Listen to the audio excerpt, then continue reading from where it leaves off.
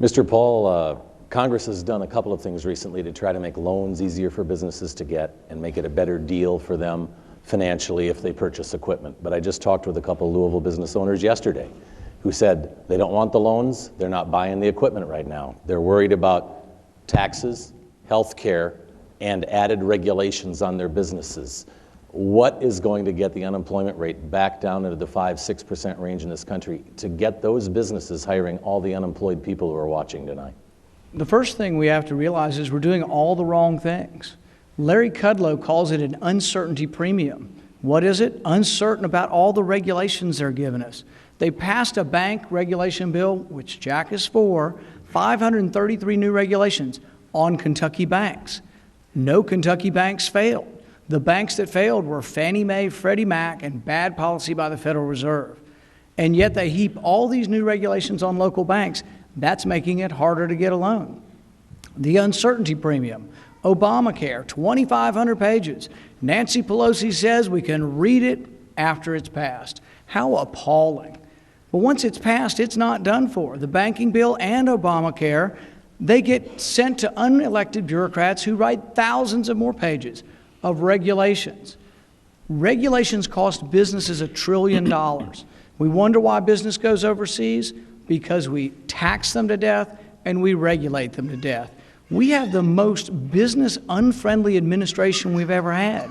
This election will be about, do you want someone to support this president and his plans, or do you want someone who will support the marketplace, support the individual, support capitalism, and support freedom? That's how we get jobs, leave more money in Kentucky, and send less money to Washington.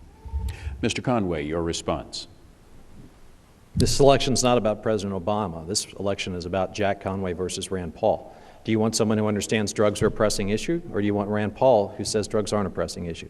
Do you want someone who understands what our disabled vets need, or do you want Rand Paul who says he'd do away with the Americans with Disabilities Act? Do you want someone who stands up for worker protections, or do you want someone like Rand Paul who says that we ought to take mine safety regulations back to 1936?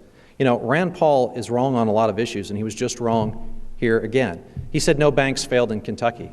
That's not true. On top of that, a number of them got TARP funds. Now, I don't agree with the bailout. There wasn't enough accountability in it for me. Anytime banks come to you in the middle of the night and say, give us money, give us money, give us money, and then there's no accountability and you can't look at the bonuses that they took, that stuff was outrageous. But here's what happened, Scott. The government bailed out a bunch of big banks on Wall Street, and then the regulators have come down really, really hard on our small and our community banks. And it's that $200,000 or $300,000 loan that the smaller the community bank makes that oftentimes is the lifeline to people like my friend, the hardware store owner that I talked about earlier tonight. And the thing that's truly troubling about Rand Paul is he doesn't seem to understand the concept of accountability. It's okay to be against the bailouts, but you know what? Those banks that were too big to fail have gotten even bigger. And now Rand Paul doesn't believe in holding them accountable. He doesn't believe in preventing abuses in the future, and he doesn't believe in any financial reform. Mr. Conway, I'm afraid I'm going to have to interrupt. Mr. Paul, your rebuttal. Y'all know who the chief law enforcement officer is in Kentucky? Drugs are a bad problem in our state. You know what? They're getting worse. He's been traveling to California, raking in so much campaign cash, I don't think he's had time to do his job. Meth labs have doubled under his watch. I'm a physician in Bowling Green. All of a sudden, I'm responsible for the drug problem? Look in the mirror, okay? Prescription drug abuse, up. We have 5 counties where the average person in the county has 4 narcotics prescriptions. And Mr. Paul, I'm afraid I'm going to have to interrupt you as well. Kentucky Inquirer political reporter Amanda Van Benschoten has the next question for Mr. Conway.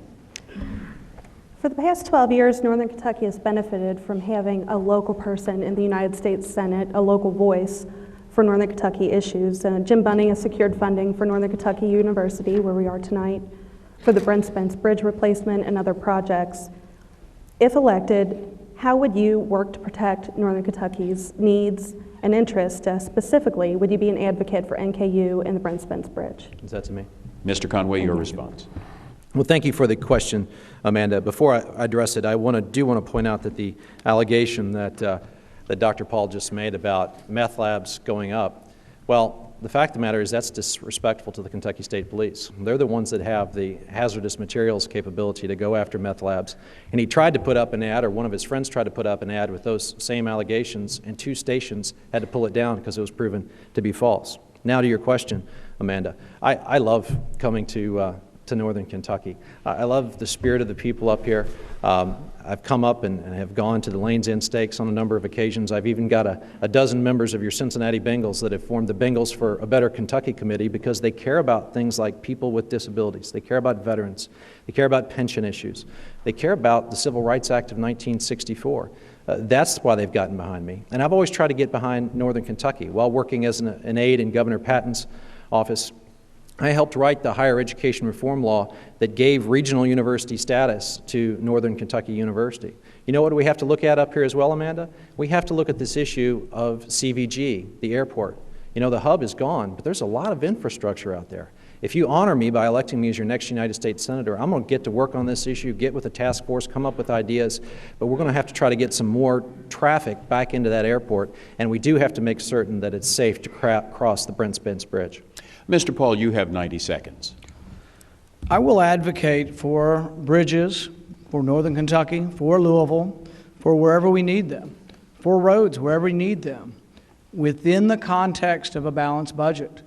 I will not simply promise that here's the money, it's free, there are no conditions. That's our problem. Do we want someone who simply will pander? Here it is, here's the money, there are no consequences. There are consequences to having a $2 trillion debt. Yes, I will advocate for Kentucky's interests, but within the confines of a balanced budget and not through the earmark process. The earmark process has really been a stain on our history. People stick stuff on in the dead of night, unrelated to the bills, Mrs. Smith's museum in some city because Mr. Smith gave a lot of money to a representative. That's the kind of thing that taxpayers are upset with. They want more accountability. When things go through the committee process, we will ask, what is the cost-benefit analysis? We will ask, when was the bridge last repaired? We will compare it to other bridges and hopefully make rational decisions on rebuilding our infrastructure. But you can't do that if you're in favor of a $1 trillion stimulus. That's $1 trillion we don't have. If you're in favor of a $1 trillion health care plan, Obamacare, that's money we now don't have to fix bridges. So you can't be pie in the sky, everything to everybody with no consequences. You need someone who will have an adult conversation about how we bring things home. Thank you, Mr. Paul. in a Mr. responsible Conway, fashion. your rebuttal. Well, my rebuttal is, Clyde, that this issue, like so many others, is about getting Kentucky, getting what makes us tick and what we need. I'll stand up for Northern Kentucky. I'll also stand up to fight the scourge of drugs in Northern Kentucky, Central Kentucky, Western Kentucky, and Eastern Kentucky. Actually, I'm looking at some Operation Unite statistics here where prescription pills went down 4.5% in about a 3-year period because of Republican Hal Rogers' program, which I support and my opponent does not. Because he can cite whatever statistics he wants to make up tonight, it's about Mr. getting Conway, the thank issue. you. Sorry to interrupt, but your time is up, and we go now to 9 News reporter Tom McKee, who has a question now for Mr. Paul. Thank you, Clyde. The Cincinnati Northern Kentucky International Airport has lost about 50% of its flights since 2007. It's caused a number of problems for not only passengers, business in this particular region, plus freight forwarders. What one thing can you do at the federal level that can reverse this trend and put some fuel back in this economic engine? Well, the first thing we have to do is we have to leave more money in the state. That would allow for more businesses to thrive and more people to travel. You know, the airlines do face a lot of hurdles, and they're right on the edge. And one of the things they are concerned with is forced unionization.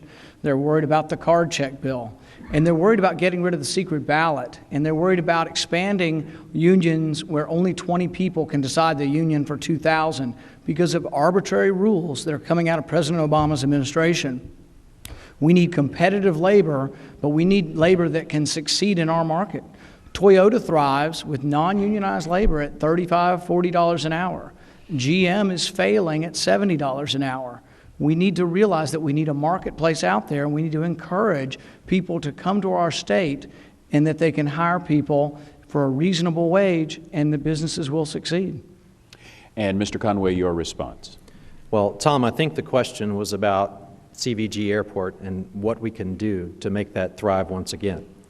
And This is an issue that's important not only to northern Kentucky, but important to all of Kentucky. My wife Elizabeth and I, make our home in Louisville, and I fly in and out of Covington all the time because it's convenient, and there used to be a lot of flights, and it was a real economic engine for this part of the state and the state in general. And one of the reasons the Toyota leadership came here was because it was a convenient source of international flights. So if you honor me, Northern Kentucky, by electing me to the United States Senate, I'm going to get to work on this issue. We've got a lot of infrastructure out there that's just being unused. We have to look at getting maintenance hubs brought in here for regional aircraft. We have to look at what happened in Pittsburgh when they lost their regional hub and what they do to get more flights in there. Is there something that a United States Senator can do through the Transportation Committee to make certain that more carriers have access to more gates so that we actually use all the gates that we have out there in CVG? There's a great resource sitting right out there. It's just you need an advocate in the United States Senate to bring people together from both sides of the aisle and from both sides of the river to figure out this issue. And if you honor me with your vote, if you honor me by sending me to the United States Senate, I'll get together a task force. I'll try to bring everyone together at one table. I'll bring Democrats and Republicans together the way I've done on my cybercrimes legislation, the way I've done on many different issues like drugs. And I'm going to say, you know what, let's figure this thing out because there's a precious resource out there and we can't waste it. Mr. Paul, your rebuttal. It's really about a fundamental difference of opinion. President Obama believes that government's the answer to everything. So what do? They say capitalism failed. And so they want new regulations, all the time new regulations. Our businesses go overseas because they're regulated to death. They're taxed to death. Even in Europe, the corporate taxes are lower. We need lower taxes and less regulation. And President Obama and his agenda is not doing it for Kentucky. That's why we don't need to send a supporting voice. We need to tell him he's wrong and send him someone who will stand up to him. Mr. Paul, thank you very much. We solicited questions online for tonight's debate, and here is one. It's been said, this is a quotation again, it's been said that every community hates earmarks except their own. What is your position on the practice of earmarking? And that question goes to Mr. Conway first for your response. Well, I'm against earmark abuses.